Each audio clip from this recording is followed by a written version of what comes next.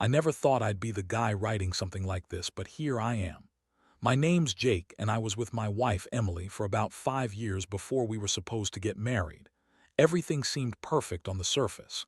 We had the usual fights, but nothing that I thought was serious enough to threaten what we had. She was beautiful, ambitious, and seemed to genuinely care about building a future with me. Or so I thought. Looking back, maybe I should have seen the signs earlier. Emily was pretty secretive with her phone, always hiding it, even when we were just sitting together. She'd get defensive if I asked her about who she was texting or what she was looking at on social media. Sometimes she'd get weirdly defensive about her work stuff. I thought maybe she was just protective of her privacy, or maybe she was just a little paranoid. But now I realize she was hiding something much worse. It started with small things. She'd suddenly be late coming home from work, or she'd dodge questions about where she'd been. She'd also start wearing more makeup, changing her outfits more often, things I didn't really think about at the time. Honestly, I was just happy to have a woman who seemed interested in me, so I let those little signs slide. But then one day I found out I was wrong about everything. It was a typical Thursday night. I was scrolling through my phone, just messing around, when I saw a message pop up from her coworker, Mark. The message was innocent enough at first glance. "Can't wait to see you tonight," followed by a kiss emoji. I felt a strange knot tighten in my stomach. I knew Mark. He was my cousin. We'd grown up together, and I never suspected him of being the kind of guy who would cheat on anyone, let alone with my wife. But then I saw something else. I didn't mean to snoop, honestly. I was just trying to see what Emily was up to while she was out. But her phone was lying on the kitchen table, unlocked, and I couldn't help myself. I clicked on her messages, and what I saw made my blood run cold. There were more messages, flirty, suggestive, and then I saw the photos. Not just of her, but of her and Mark in bed, hands all over each other, faces flushed. The kind of photos that you send when you're fucking someone you shouldn't. I stared at those images for what felt like forever. My stomach dropped. My wife, my future, was sleeping with my own cousin. How the hell did I miss all the signs? I felt sick, angry, betrayed, humiliated. I didn't even want to confront her that night.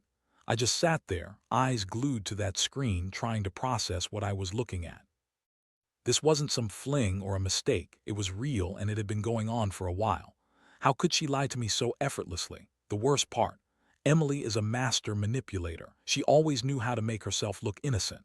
When I finally confronted her the next morning, she acted like I was crazy, like I'd misunderstood everything. "Jake, you're overthinking, you're paranoid," she snapped. "Mark is just a coworker. We're not even close. You're making a big deal out of nothing." But I knew better. I'd seen the proof, and I couldn't unsee it. That's when I realized my whole life, the trust I had in her, was shattered. She had lied about everything, and I was left drowning in the aftermath of betrayal. After that morning, everything changed. I couldn't look at Emily the same way. The woman I thought I knew was a lie. She kept denying everything, calling me paranoid, saying I was imagining things.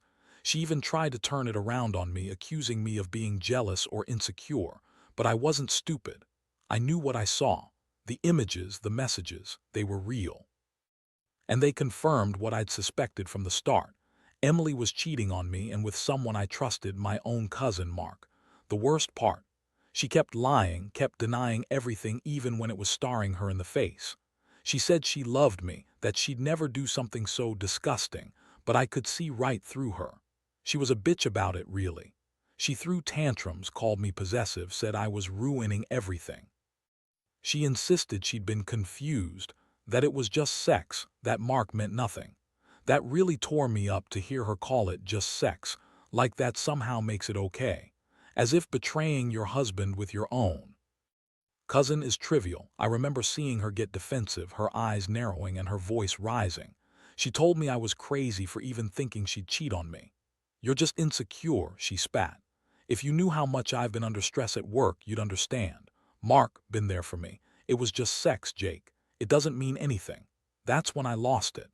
I told her she was a fucking liar, that I knew the truth, and that I didn't want to see her face anymore. I felt this terrible mixture of rage and heartbreak, like I'd been punched in the gut. My mind kept racing. How long had this been going on? How many times? Did Mark know how much he was hurting me? I couldn't believe she'd do this to me, not just as my wife, but as my cousin, my flesh and blood. That betrayal lingered. It stung worse than any punch to the gut. I felt sick, confused, like my world was crumbling around me. And honestly, I was furious. Furious at her, furious at Mark, furious at myself for not seeing it sooner. That night, I sat alone in the dark, staring at the ceiling, trying to piece everything together. I kept asking myself why she did it, how she could be so callous. And the answer deep down was clear. She didn't care about my feelings. She'd lied to my face, played me like a fool, and now I was left with nothing but the bitter taste of betrayal. The trust was gone, shattered into tiny pieces I didn't know how to pick up. I was drowning in this sudden flood of betrayal, and I knew my life would never be the same again. The next morning, I knew I had to make a decision. I couldn't stay in this limbo, wondering if she'd lie her way out of it again or if she was truly remorseful. Honestly, I didn't even want to hear her excuses anymore. I was done playing the fool. I told her I wanted her out of the house immediately. Her face twisted with anger and contempt, like I was the one ruining everything. She spat. "You're overreacting. This isn't the end of the world, Jake. You're making a huge deal out of nothing. I love you, and I swear, Mark is just a stupid mistake, just sex. Nothing more." But I knew better. I knew she'd been lying to me for months. That wasn't just sex. That was betrayal on a level I never thought possible. I didn't want to listen anymore. I told her she was done, that I didn't want to see her face again, and I told her to pack her things and get out. Her eyes flashed with fury, and she yelled at me, calling me insecure, controlling, and a bunch of other names.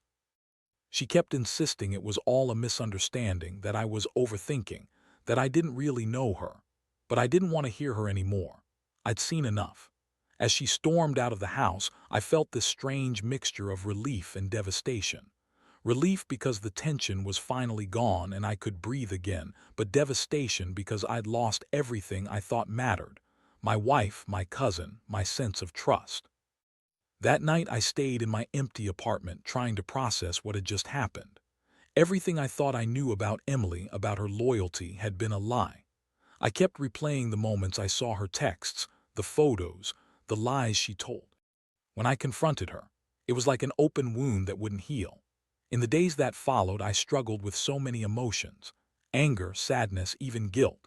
Guilt for not noticing sooner, guilt for trusting her, guilt for feeling like I was somehow to blame. But mostly I was just hurt, deeply hurt. How could someone I loved so much do this? How could she be so cold, so manipulative?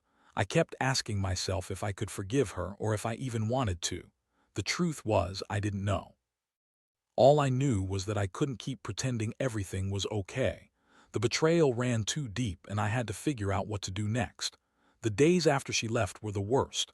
I couldn't sleep, couldn't eat, and I kept replaying everything in my head. I kept asking myself if I missed any signs, if there was any way I could have done something differently. Honestly, I felt like an idiot for trusting her from the start. She was so good at hiding her true self, at lying without blinking. It was like I'd been blind this whole time.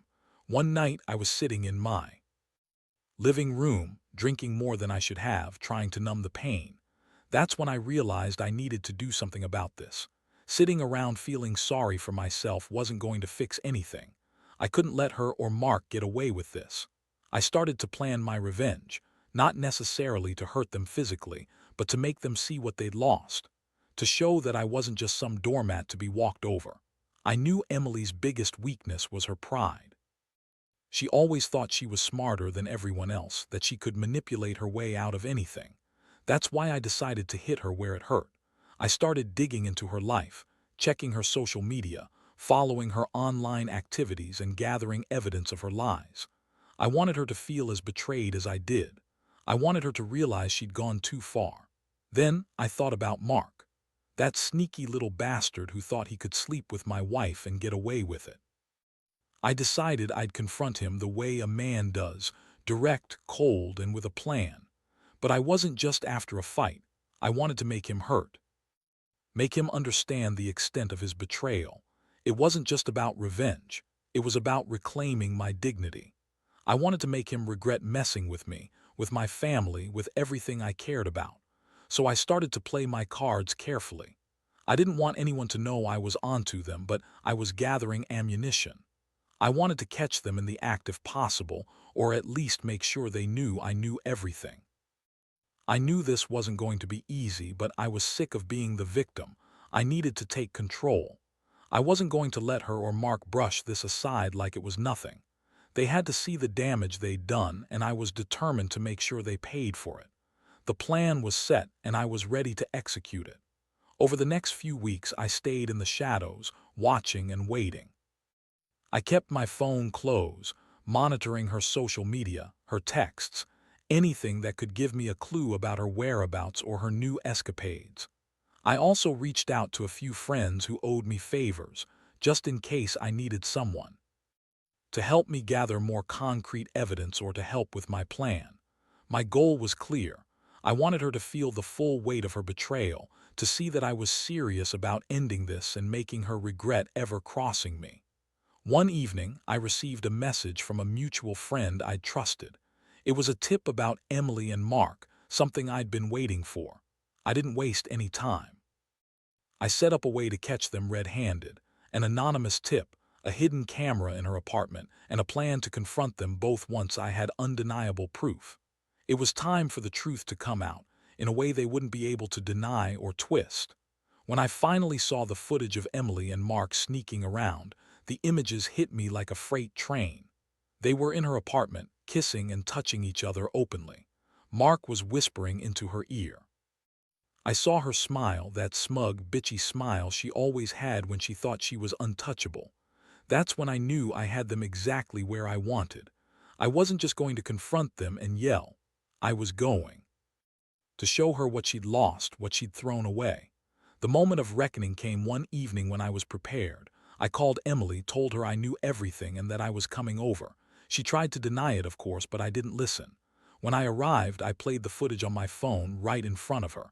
Her face twisted with shock, then quickly turned into anger and defiance. "You're crazy," she spat. "This is fake. You're just jealous and insecure." But I didn't care anymore. I knew the truth, and that was all that mattered. Her reaction was classic: denial, blame-shifting, throwing tantrums. She accused me of invading her privacy, of making up stories, of being an insecure fool. But I could see it in her eyes. She knew she'd been caught. She knew she'd lost. That moment felt like the first real victory I'd had since she betrayed me. I looked at her and thought, this is the end of the line for us. I didn't want to hear her excuses anymore. I just wanted her gone. And when she finally left, slamming the door behind her, I felt a strange mix of relief and emptiness. The war was over, but the scars would stay with me for a long time. After she left, I spent the following days sorting through everything. The house was eerily quiet, and I kept thinking about how my life had spiraled into this mess. I had trusted her with everything, the future, my heart, my family, and she threw it all away for a quick fuck with Mark, of all people. I felt stupid, betrayed, humiliated. But at the same time, I felt a strange sense of clarity. I saw things for what they really were. A lie, a betrayal I'd been blind to for too long. I knew I had a choice. I could let this destroy me, or I could pick myself up and start rebuilding. I chose the latter. I realized I had been giving too much of myself away, my trust, my love, my patience, and I had to learn that not everyone deserves that. Emily's actions taught me that sometimes people are just selfish, manipulative, and willing to ruin everything for their own pleasure. It's a bitter lesson, but one I won't forget. The hardest part was letting go of the hope that things could somehow go back to the way they were. That hope was a lie, but I also understood that this experience, as painful as it was, made me stronger. I learned to stand my ground, to trust my instincts, and to value myself more. I'm not going to lie. There are still nights when I wake up angry, when I replay her lies, her betrayal, her bitchy smirk as she tried to deny everything. But I'm learning to live with it, to accept that some chapter of my life is over. In the end, I realized I don't need her or Mark or anyone who would treat me like I was nothing. I have friends, I have my own integrity, and I have my dignity. The betrayal will always stay with me, but I refuse to let it define me. I'm moving on, slowly but surely. Whatever comes next, I know I'll be okay, because I've learned the hard way that trusting blindly can break you, and I'll never make that mistake again.